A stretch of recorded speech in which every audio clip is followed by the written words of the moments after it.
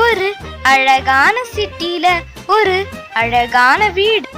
அதுல மாமியார் பூசணிக்காவும் மருமக தக்காளியும் இருந்தாங்க.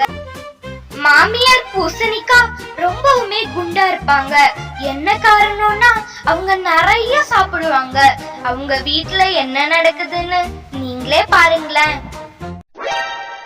ஏண்டி மருமவள, கொஞ்சம் போய் டீ எடுத்துட்டு வாடி. என்னடி நின்னுகிட்ட இருக்கிற?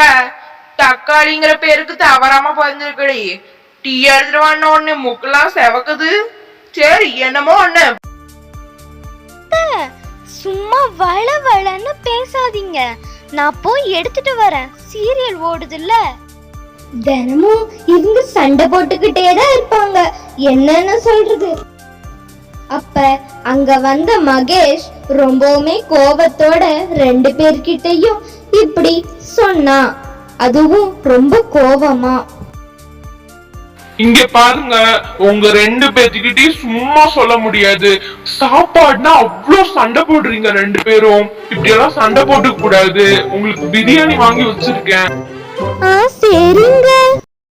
இப்படி சொன்னவாட்டி எல்லாரும் போயிட்டாங்க. அப்புறமா பூசணிக்கா யாருக்குமே தெரியாம ஹாலுக்கு போய் எல்லா பிரியாணியையும் போட்டு சாப்பிட்டாங்க. அதுவும் சந்தோஷமா சிரிச்சுக்கிட்டு சாப்பிட்டாங்க. ஏன்னா அவங்க தனியா சாப்பிட்றனால தான் இவ்வளோ சாப்பிட முடியுதுன்னு ரொம்ப சந்தோஷப்பட்டாங்க. அதுக்குன்னு இவ்வளோவா சாப்பிடுவாங்க? அப்புறம் ரொம்ப நேரம் போன வாட்டி அவங்க வயிறு ரொம்பவுமே வலிச்சுது. அவங்க வயிறு ரொம்ப பெருசா இருந்துச்சு. அப்ப பாத்ரூம்க்கு ஓடினவங்க தான். அப்புறம் அவங்க பாத்ரூம்ல இருந்து வெளியவே வரல. இதுல இருந்து நம்ம கத்துக்க வேண்டியது பேராசை பெருநஷ்டம். அளவுக்கு மீறி அமிர்தத்தை சாப்பிட்டாலும் அதுவும் விஷம்தான்.